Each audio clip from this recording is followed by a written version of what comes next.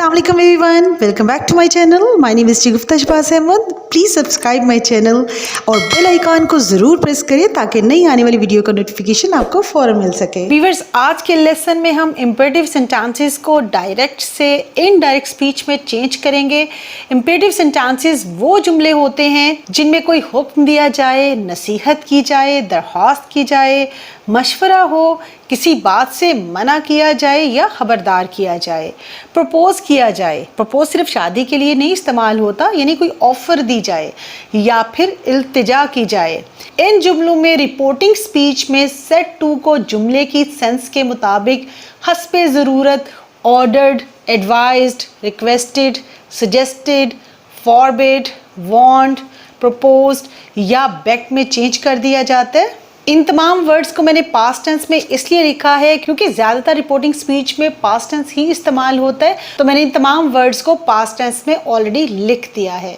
अगर reporting speech future या present tense में हो तो आपने इन तमाम वर्ड्स को इनकी प्रेजेंट फॉर्म में इस्तेमाल करना है, यानी ऑर्डर्ड की बजाय ऑर्डर आएगा, एडवाइज्ड की जगह पे एडवाइस। व्यूअर्स, एक बात आपने याद रखनी है कि रिपोर्टिंग स्पीच में जब आप सेट टू को ऑर्डर्ड, रिक्वेस्टेड या एडवाइस में चेंज करेंगे तो आपने इन वर्ड्स के बाद टू का इस्तेमाल नहीं करना। यानी इन वर्ड्स के बाद अगर ऑब्जेक्ट आ रहा है तो ऑब्जेक्ट से पहले आपने टू नहीं लगाना।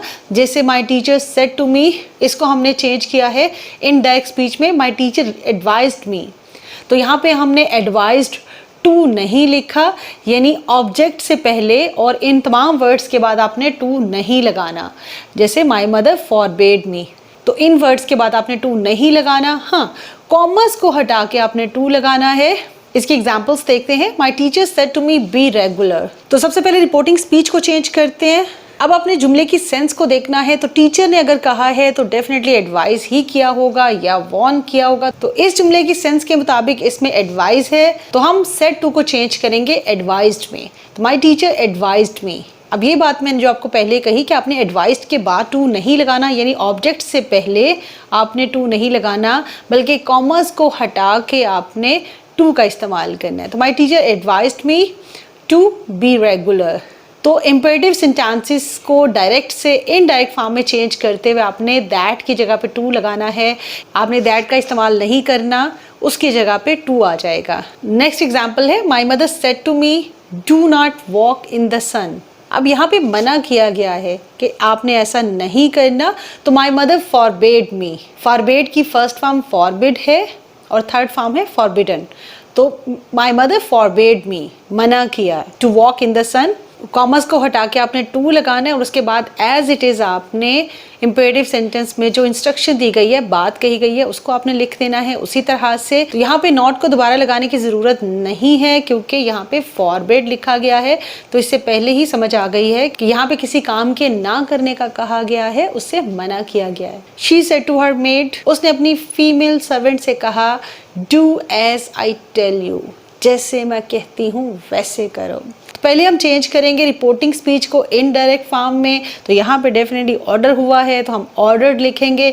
शी ऑर्डर्ड हर मेड, और फिर कॉमर्स को हटा के हमने टू लगाया और फिर डू एज शी टेल्स हर। अब हमने यहाँ पे प्रोनाउन को चेंज करना है क्योंकि हम इसको इनडायरेक्ट फॉर्म में चेंज करेंगे तो प्रोनाउन भी लाजमी चेंज होंगे।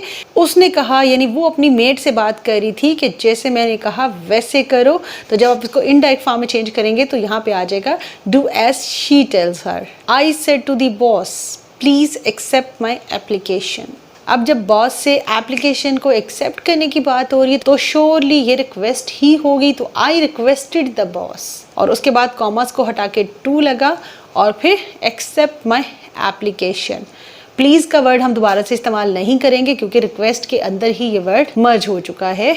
जुमले की सेंस जो है वो इसमें आ गई है कि रिक्वेस्ट की गई है। I requested the boss to accept my application. Last example है he said to his friend spend your money wisely.